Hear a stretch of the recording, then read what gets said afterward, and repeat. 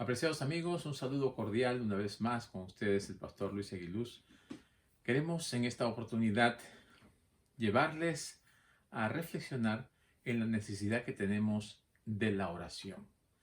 Día a día estamos enfatizando. En muchos lugares se están llevando a cabo 10 noches de oración, 40 noches de oración, 40 días de oración. Todos estamos enfocándonos en la oración. Queremos sentir, queremos experimentar esa maravillosa obra prodigiosa de Dios trabajando en nuestras vidas.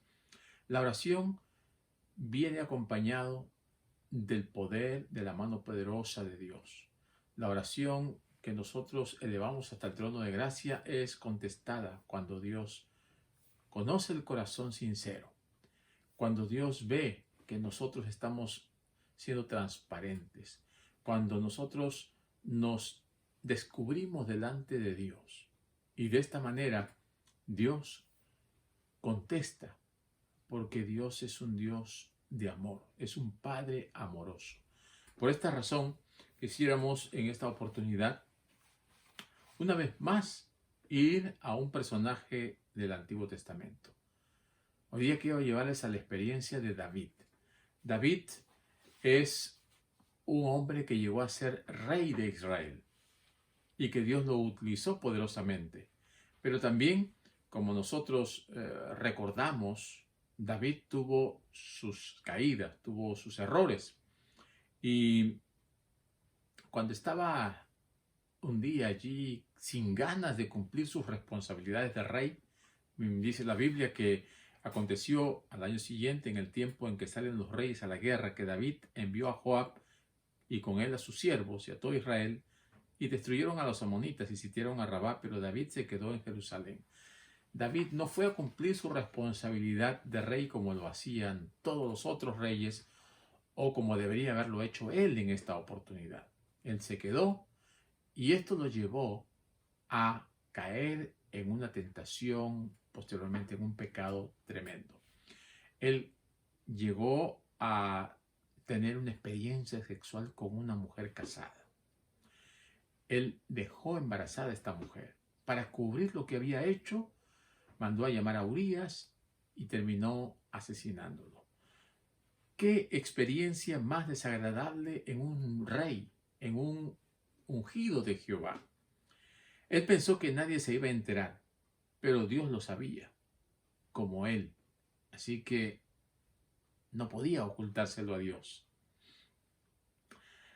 Debemos nosotros saber que la culpa sigue al pecado como el buitre sigue a la carne podrida. La culpa persiguió a David porque había pecado. Su historial ahora llevaba las manchas nefastas del adulterio, del engaño, del mal uso de la autoridad y el asesinato. Todas estas cosas lo estaban acometiendo, lo estaban persiguiendo y lo estaban destruyendo. Y nosotros podemos ver en los salmos de David, que él escribió con su puño y letra, algunas declaraciones en las cuales él muestra que Dios odia el pecado. Por ejemplo, el Salmo capítulo 5, versículo 4 dice: tú no eres un Dios que se complace en lo malo. A tu lado no tienen cabida los malvados. En el Salmo 7:11, David dice: Dios es un juez justo, un Dios que en todo tiempo manifiesta su enojo. En el Salmos 11, 5 al 7 dice: el Señor examina a los justos y a los malvados y aborrece a los que aman la violencia. Hará llover sobre los malvados ardientes brasas y candente azufre. Un viento abrasador será su muerte. Justo es el Señor y ama a la justicia. Por eso los íntegros contemplarán su rostro.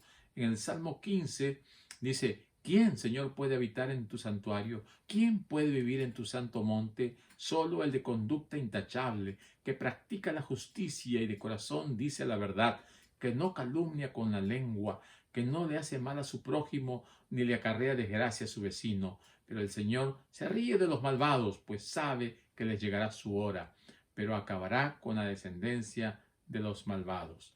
Como vemos aquí, estos salmos que había escrito David deberían estar repercutiendo en su mente, en su corazón, porque él conoce a Dios. Él escribe salmos para Dios y ahora él está viviendo en contra de lo que él mismo ha escrito, de la experiencia personal que él ha tenido con Dios.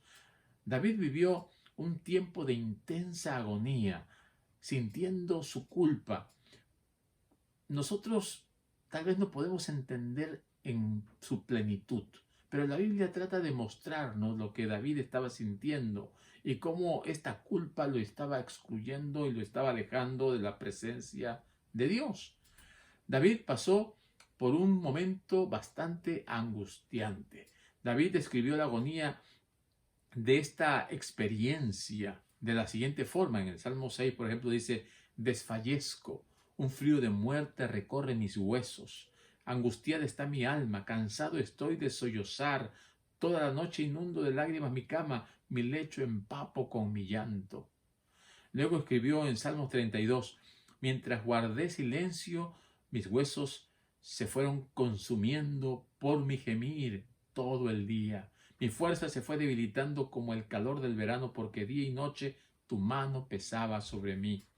En el Salmo 38 dice: porque tus flechas me han atravesado y sobre mí ha caído tu mano. No hay nada sano en mi cuerpo. Por causa de mi pecado, mis huesos no hallan descanso. Mis maldades me abruman. Soy una carga demasiado pesada. Así que la culpabilidad es algo horrible, espantoso, terrible, aterrador. Sin embargo, Dios es misericordioso y Dios no nos abandona para que seamos tragados en el pozo de la culpabilidad. Por el contrario, nos persigue con su espíritu, nos alcanza y con su palabra nos abraza y nos habla. El amor de Dios, su espíritu, sus palabras de amonestación localizaron a David y el mensajero Natán llegó a él y le contó a David una historia para despertar en él el sentido de justicia y de injusticia, y le provocó demandar un castigo sobre aquel ladrón pecador. Después, Natán hábilmente le dio la vuelta a la historia y se la dirigió contra David, y entonces le dio las escalofriantes palabras de: tú eres ese hombre. Dios siempre trae convicción al ser humano. Satanás acusa con generalidades, pero Natán no tuvo que ser específico con David. Dios ya lo había hecho. David sabía exactamente de lo que estaba hablando Natán. David estaba acorralado y ya no podía seguir escondiéndose. En ese momento David tenía tres opciones: rechazar a Natán, negar su culpa o responsabilizarse. Para mérito de él, David dijo inmediatamente las únicas palabras que pueden borrar las dolorosas manchas del pecado de un individuo. Él dijo: he pecado contra el Señor. Él reconoció que había transgredido los mandamientos de Dios. He pecado. Esto es una evidencia de que el corazón ha sido tocado por Dios. Este punto nos lleva a reflexionar cómo el orgullo nos lleva muchas veces a ocultar o a no querer reconocer nuestro pecado. David, en este punto, pues admitió, él reconoció. No como el caso de Adán y Eva, ¿no? Porque Adán culpó a Dios, Eva culpó a la serpiente, pero Dios sabía la verdad. En este caso, Dios también conocía lo que había hecho David. Lo hizo sentir su necesidad. David abrió su corazón. Más adelante, David escribió un salmo en donde manifiesta su arrepentimiento sincero y genuino, pero quisiera que nosotros pensemos también. Nosotros somos seres humanos, cometemos pecados, nos equivocamos, y Dios va a mostrarnos en algún momento lo que hemos hecho. La oración nos ayuda a que nuestro pecado sea perdonado. La oración nos ayuda a que el orgullo sea eliminado. La oración nos ayuda para que Dios pueda trabajar en el corazón pecaminoso y pueda transformarnos y pueda llevarnos a experimentar un cambio, una vida nueva. Dios quiere que tú experimentes eso. Dios no quiere que tú sigas en tus pecados, ni que estés ocultando, ni que estés tratando de negarlo. Dios quiere que tú seas genuino, sincero, Dios quiere que tú abras tu corazón ante Él. Y así como David, reconozcas que has cometido un error, que has cometido un pecado, pero que Dios está dispuesto a perdonarte, que Dios te quiere dar una oportunidad, que Dios quiere que tú te salves y Dios quiere que tú corrijas los errores, corrijas las situaciones equivocadas en las cuales estás cayendo. La bendición que Dios te da va a alcanzar a los demás también. Entrega tu vida a Dios hoy día, reconoce tus pecados, ora al Señor, confiésate, recibirás alivio, recibirás perdón y el Espíritu Santo será un bálsamo en tu corazón que te dará paz, tranquilidad y vivirás en armonía con Dios y con tu prójimo. Que el Señor te bendiga en este día.